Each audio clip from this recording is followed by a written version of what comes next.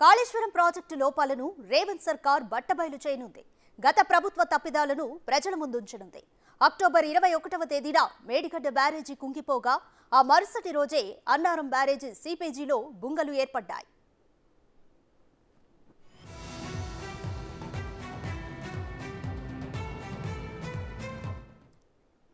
కాళేశ్వరం నిర్మాణ లోపాలను మేడిగడ్డలో మంత్రుల బృందం పవర్ పాయింట్ ప్రెజెంటేషన్ ద్వారా వివరించనున్నారు. 1,00,000 కోట్లకు పైగా నిర్మాణ వ్యయంతో రూపుదిద్దుకున్న కాళేశ్వరంతో కొత్తగా ఎంత ఆయకట్టుకు నీళ్లిచ్చారో మంత్రులు వివరించనున్నారు. కాళేశ్వరం కింద ఒక్కో ఎకరాకు నీళ్లివ్వడానికి అయ్యే వ్యయం ఎంత, ప్రాజెక్టు హెడ్ వర్కులు పూర్తి చేసిన తర్వాత ఏ మేరకు నీటిని ఎత్తిపోశారు అనే అంశాలను ఎక్స్ప్లెయిన్ చేస్తారు.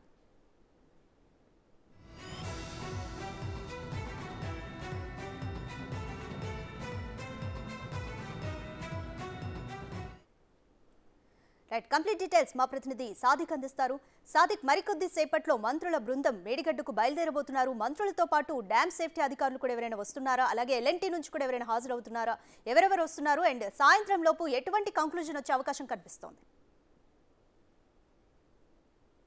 రాధిక, కాళేశ్వరం గత ప్రభుత్వాలు చేసినటువంటి కాళేశ్వరం మేడిగడ్డ సంబంధించినటువంటి ప్రాజెక్టు యొక్క దొల్లతనాన్ని రేవంత్ సర్కార్ మరోసారి బయట పెట్టబోతుంది. పూర్తి స్థాయిలో కూడా ఒక ప్రజా కోర్టు ద్వారా పూర్తి స్థాయిలో కూడా తెలంగాణ సమాజానికి ఇవ్వబోతుంది. ఎందుకంటే మేడిగడ్డ ప్రాజెక్టు నిర్మించిన తర్వాత అది కుంగిపోవడం, ఆ తర్వాత జరిగిన పరిణామాలన్నిటిపైన కూడా పవర్ ప్రెజెంటేషన్ ఇవ్వబోతున్నారు మంత్రులు. ఇరిగేషన్ శాఖ మంత్రి ఉత్తమ్ కుమార్ రెడ్డి, అదేవిధంగా పొంగులేటి శ్రీనివాసరెడ్డి, పొన్నం ప్రభాకర్, శ్రీధర్బాబు, వీళ్ళు నలుగురు కూడా ఇక్కడికి వచ్చి పూర్తి స్థాయిలో కూడా కాళేశ్వరం ప్రాజెక్టు ద్వారా వస్తున్నటువంటి దాంట్లో 1,00,000 కోట్ల సంబంధించినటువంటి అవినీతి ఎట్లా జరిగింది, అదేవిధంగా గతంలో ఉన్నటువంటి కాంగ్రెస్ ప్రభుత్వంలో ఉన్నప్పుడు ప్రాణహిత చేవెళ్ళకు సంబంధించినటువంటి ప్రాజెక్టు కాదని ఇది ఒక ప్రాజెక్టు ఎందుకోసం పెట్టడం జరిగింది, దీని ద్వారా ఆయకట్టు ఎంత వచ్చింది, దీని ద్వారా ఇప్పటివరకు జరిగినటువంటి నష్టాలు, అదేవిధంగా అక్టోబర్ 21వ తారీఖు రోజు ఈ యొక్క పిల్లర్లు కుంగి ఆ తర్వాత జరిగిన నష్టాన్ని పూర్తి స్థాయిలో కూడా తెలంగాణ సమాజానికి వివరించే ప్రయత్నం రేవంత్ రెడ్డి సర్కారు చూపించబోతుంది.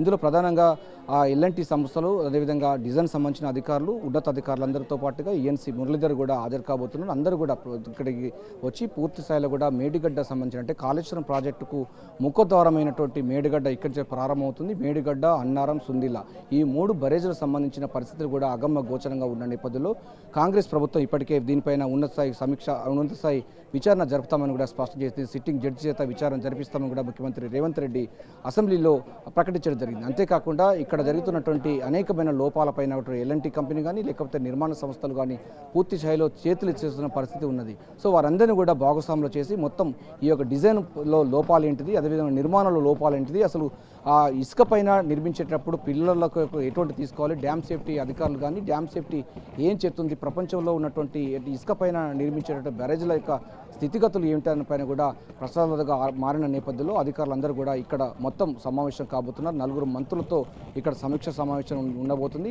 ఈ పవర్ పాయింట్ ప్రజెంటేషన్ ద్వారా మొత్తం మేడిగడ్డ సంబంధించినటువంటి ప్రాజెక్టు అంటే కాళేశ్వరం ప్రాజెక్టుకు ముఖద్వారమైనది మేడిగడ్డ. ఈ మేడిగడ్డ తర్వాతనే అన్నారం, సుందిల్ల ఈ 3 బ్యారేజీలు కూడా ఉంటాయి. సో ఇప్పుడు మేడిగడ్డ అన్నది కుంగిపోయింది కనుక మిగతా అన్నారం, సుందిల్ల కూడా సేమ్ డిజైన్తో ఉన్నాయి. అవి కూడా అగమ్య గోచరంగా ఉన్నాయి. వాటి యొక్క ఆ నిర్మాణాలు కూడా లోపభూయిష్టంగా ఉంది. దాని నిర్మాణ సంస్థలు కూడా చాలా లోపభూయిష్టంగా చేసినటువంటి అనేక ఆరోపణలు చేస్తుంది ఇప్పటికే కాంగ్రెస్ ప్రభుత్వం ఏర్పడిన తర్వాత పూర్తి స్థాయిలో విచారణ జరిపిస్తామని చెప్పిన నేపథ్యంలో పూర్తి స్థాయిలో తెలంగాణ సమాజానికి 1,00,000 కోట్ల సంబంధించినటువంటి ధనాన్ని, ప్రజాధనాన్ని దుర్వినియోగపరిచి ఇప్పుడు ఎటు కాకుండా నిరుపయోగంగా మారుతున్నటువంటి పరిస్థితుల నేపథ్యంలో సో దీనికి సంబంధించినటువంటి ఆయకట్టుకు ఎంత వచ్చింది, సో ఎన్ని లక్షల కోట్లు పెడితే ఎంత ఆయకట్టు వచ్చింది, పూర్తి స్థాయిలో కూడా ప్రజలకు తెలియజేసే ప్రయత్నం ఈ 4 మంత్రులు చేయబోతున్నారు. అంతేకాకుండా నిర్మాణ సంస్థలో భాగస్వామైనటువంటి ఎల్ఎన్టీ కంపెనీ కానీ లేకపోతే మెగా సంబంధించినటువంటి వాళ్ళందరితో పాటుగా మిగతా సంబంధించిన నిర్మాణంలో పాలు పంచుకున్నట్టు అందరూ అధికారులను రాబోతున్నారు. దీంతో పాటుగా ఈఎన్సీ మురళీధర్ కూడా రాబోతున్నారు. ఆయన ఎవరి యొక్క ప్రోద్బలంతో ఈ డిజైన్ రూపకల్పన చేశారు, నిర్మాణ సంస్థలు ఎట్లా చేశాయి, పూర్తి స్థాయిలో కూడా వారందరూ కూడా ప్రజలకు అదేవిధంగా ప్రజలకు అందరికీ కూడా వివరించే ప్రయత్నం చేయబోతున్నారు. సో దీన్ని ఇప్పుడు ఏం చేయాలి దానిపైన కూడా ఇప్పుడు ప్రశ్నార్థకంగా మారిన నేపథ్యంలో కాపర్ డ్యామ్ నిర్మించేందుకు మా వల్ల కాదని కూడా వాళ్ళు ఎల్ఎన్టీ కంపెనీకి సంబంధించిన వాళ్ళ చేతులు ఎత్తిన పరిస్థితి ఉంది. అంతేకాకుండా లేఖ రాసిన సందర్భం ఉంది. సో ఇప్పుడు ఆ కాపర్ డ్యామ్ను నిర్మించి ఆ తర్వాత పియర్లను మొత్తం కూడా మళ్ళీ రిపేర్ చేసేటువంటి వెసులుబాటు కూడా ఉంది. సో దాని ఫిజిబిలిటీ ఎంతవరకు ఉంటుందన్న పైన కూడా ఇంకా స్పష్టత రాలేదు. అధికారులందరూ కూడా తమకు తెలియదంటూ కూడా ఎవరికి వారు చేతులు ఎత్తేసిన పరిస్థితి ఉంది. ముఖ్యమంత్రిగా ఉన్నటువంటి కేసీఆర్ అప్పుడు ఆయన యొక్క డిజైన్ ప్రకారమే మేము పూర్తి స్థాయిలో కూడా దీన్ని నిర్మించామంటున్నారు. కానీ పూర్తి స్థాయిలో ఎందుకు డ్యామ్ సేఫ్టీ కానీ లేకపోతే నేషనల్ సంబంధించినటువంటి డిజైన్ ప్రకారంగా కాకుండా సొంత ఇష్టం వచ్చినట్టుగా నిర్మించడం ద్వారానే ఇటువంటి ఉపద్రవం వచ్చిందని కూడా అనేక మంది ఆరోపణలు చేస్తున్నటువంటి విషయం తెలిసిందే. నీటి రంగ నిపుణులు కానీ ఇరిగేషన్ సంఘాన్ని ఎక్స్పర్ట్స్ కానీ అసలు ఈ మేడిగడ్డ బ్యారేజ్ కానీ అసలు బ్యారేజ్ అని చెప్పేసి దీన్ని రిజర్వాయర్గా మార్చారు. అసలు రిజర్వ్గా మారడానికి రిజర్వాయర్గా ఉన్నటువంటి క్యాపబిలిటీ దీనికి లేదని కూడా ప్రాథమికమైనటువంటి ప్రశ్న కూడా ఉత్పన్నం అవుతుంది. సో బ్యారేజ్కు ఉన్నటువంటి లక్షణాలు అంటే దీని బ్యారేజ్ను రిజర్వాయర్గా ఎట్లా మార్చారనే పైన కూడా ప్రశ్నార్థకంగా మారిన నేపథ్యంలో మంత్రులందరూ కూడా అధికారులందరూ కూడా ఎందుకంటే పూర్తి స్థాయిలో ఇది ఒక ప్రధానంగా చూసినట్టు ఇది ఒక ప్రజా కోర్టుగా కాంగ్రెస్ పార్టీ చేయబోతుంది. ఎందుకంటే నిర్మాణ సంస్థలు వస్తున్నాయి, దీనిలో ఇంజనీర్లు వస్తున్నారు, దానిలో భాగస్వామ్యులు వస్తున్నారు, మంత్రులు వస్తున్నారు. గత ప్రభుత్వంలో చేసినటువంటి అన్ని అంటే ఈ ప్రాజెక్టులో భాగస్వామ్యంలో ఎవరైతే ఉన్నారో అందరూ కూడా ఇక్కడికి రాబోతున్నారు. వాళ్ళందరి సమక్షంలో పవర్ పాయింట్ ప్రజెంటేషన్ ఇవ్వబోతున్నారు. దీన్ని ఏం చేస్తే బాగుంటుంది, 1,00,000 కోట్లు వెచ్చించి కేసీఆర్ ప్రభుత్వం ఈ యొక్క మేడిగడ్డ అనేది కాళేశ్వరం ప్రాజెక్ట్ అనేది ఒక భూతల స్వర్గంగా చూపించి కోర్టు దండుకున్న విషయాన్ని కూడా కాంగ్రెస్ పార్టీ మొదటి నుంచి ఆరోపణ చేస్తున్న ధర్మిల ఈరోజు పూర్తిగా బట్టబయలు చేసేందుకు మొత్తం ఒక రకంగా ఎక్స్రే చేయబోతుంది. సాగునీటి ప్రాజెక్టులపైన కాంగ్రెస్ ప్రభుత్వం రేవంత్ రెడ్డి ముఖ్యమంత్రిగా అయిన తర్వాత దీన్ని మొత్తం స్కాన్ చేయబోతుంది. మొత్తం సంబంధించిన డిజైన్ లోపాలు, నిర్మాణ లోపాలు అన్ని కూడా మరమ్మతులకు సంబంధించి ఎటువంటి సొల్యూషన్ చూపించే అవకాశం కనిపిస్తుంది? వచ్చే వర్షాకాలం లోపు కూడా దీన్ని రిపేర్ చేయడం ఒక ప్రశ్నార్థకమే అన్న మాట కూడా వినిపిస్తుంది. కాబట్టి ఎటువంటి సొల్యూషన్ ప్రాథమికంగా తీసుకొచ్చే అవకాశం కనిపిస్తుంది? ప్రధానంగా మనకి ఇప్పుడు రిపేర్ చేయాలంటే 2 అంశాలు ఉన్నాయి. కాపర్ డ్యాము నిర్మించాలి. కాపర్ డ్యామ్ నిర్మించి మొత్తము ఆ నీటిని డైవర్ట్ చేయాలి. డైవర్ట్ చేసినంత మొత్తం మళ్ళీ పియర్లను అన్నింటినీ కూడా మళ్ళీ పునాదుల నుంచి తీసుకురావాల్సింది ఒకటి. సో కాపర్ డ్యామ్కు దాదాపు 55 కోట్ల నుంచి 100 కోట్ల వరకు కూడా దాన్ని అయ్యే అవకాశం ఉంది. అప్పుడు కూడా వర్షాకాలం మళ్ళీ స్టార్ట్ అవుతే కూడా మళ్ళీ కాపర్ డ్యామ్ ఉంటుందా ఉండదా అనిపైన కూడా ప్రశ్నార్థకంగా మారింది. ఇదే కాకుండా సేమ్ డిజైన్ మేడిగడ్డకు ఉన్నటువంటి బ్యారేజ్ డిజైను అన్నారం సుందిల ఈ సంబంధించిన డిజైన్ కూడా సేమ్ డిజైన్ ఉంది. సో వాటిలకు అక్కడ కూడా బొంగలు ఏర్పడుతున్న పరిస్థితి, నీటి వాటర్ లీకేజ్ అవుతున్నది. సివిల్లో మొత్తం కూడా వాటర్ లీకేజ్ అయ్యి బయటికి వెళ్తున్న పరిస్థితి ఉంది. సో సేమ్ డిజైన్ ఉన్న నేపథ్యంలో వాటి కూడా లోపభీష్టంగా ఉంది. అసలు మొత్తం ఈ యొక్క సిస్టమే ఫెయిల్ అయిన అంశం కూడా నీటి రంగ నిపుణులు స్పష్టం చేస్తున్నారు. అంతేకాకుండా బాగా వర్షాలు వస్తే పంప్ హౌస్లు మరోసారి కూడా మునిగే ప్రమాదం ఉందని కూడా హెచ్చరిస్తున్నారు ధర్మిల.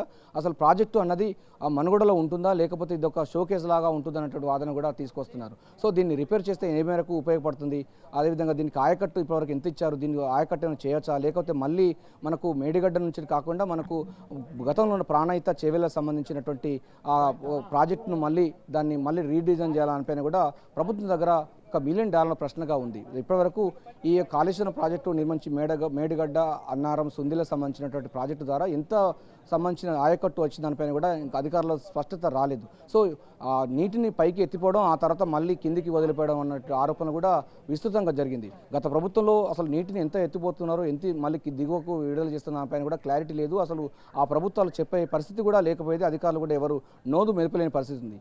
ఈ రోజు మొత్తం పూర్తి స్థాయిలో కూడా ప్రజలకు సమాజానికి మొత్తం మంత్రులందరూ వివరించే ప్రయత్నం చేయబోతుంది రేవంత్ రెడ్డి సర్కార్. ఎందుకంటే అన్నారం అంటే మేడిగడ్డ ప్రాజెక్టు నిర్మించిన తర్వాత ఎన్నింటిని ఎత్తిపోశారు, ఎంతవరకు ఆయకట్టు వచ్చింది, ఆయకట్టుతో పాటుగా దీనికి సంబంధించిన అన్నారం సుందిల ద్వారా మొత్తం ఎంత విద్యుత్ ఖర్చు అయింది, దీని నిర్మాణ వ్యయం ఎంత, దీనిలో భాగస్వామ్యాలు అయిన వారు ఎంత, దీనికి ఎంత ఎస్టిమేట్ ఉండి ఎంతవరకు ఎస్కలేషన్ పెరిగిందనిపైన పూర్తి స్థాయిలో ఒక ఎక్స్రే తీసేసి మొత్తం దానికి సంబంధించినటువంటి పూర్తి డాటా ఈ ప్రజా కోర్టులో ప్రభుత్వం పెట్టబోతుంది. దీనిలో దోషులు అన్నది ఖచ్చితంగా గత ప్రభుత్వాలన్నీ కూడా ఇప్పటికే ప్రాథమికంగా అంచనా ఇస్తే అందుకోసమే ముఖ్యమంత్రి రేవంత్ రెడ్డి సిట్టింగ్ జడ్జి చేత విచారణ జరిపిస్తామని కూడా ఆయన స్పష్టం చేసిన ధర్మిల మొత్తం తెలంగాణ సమాజం అంతా కూడా ఈరోజు మేడిగడ్డలో ఏం జరగబోతుంది, ప్రభుత్వం పవర్ పాయింట్ ప్రజెంటేషన్ ద్వారా ఏం చెప్పబోతుంది, ఆ తర్వాత నెక్స్ట్ యాక్షన్ ఏముండబోతుందని పైన కూడా సర్వత్రా ఉత్కంఠత అదేవిధంగా రాజకీయ వర్గాల్లో చర్చనీయాంశంగా మారింది. కానీ మనకు చూసినట్లయితే మేడిగడ్డ అన్నారం సుందిల్ల 3 బ్యారేజీలు కూడా వీటి బ్యారేజ్లు అని చెప్పేసి వీటి రిజర్వాయర్గా మార్చారు. సో రిజర్వాయర్గా మార్చడానికి ఇక్కడ ఫిజిబిలిటీ లేదన్నటువంటి వాదన కూడా బలంగా వినిపిస్తున్న నేపథ్యంలో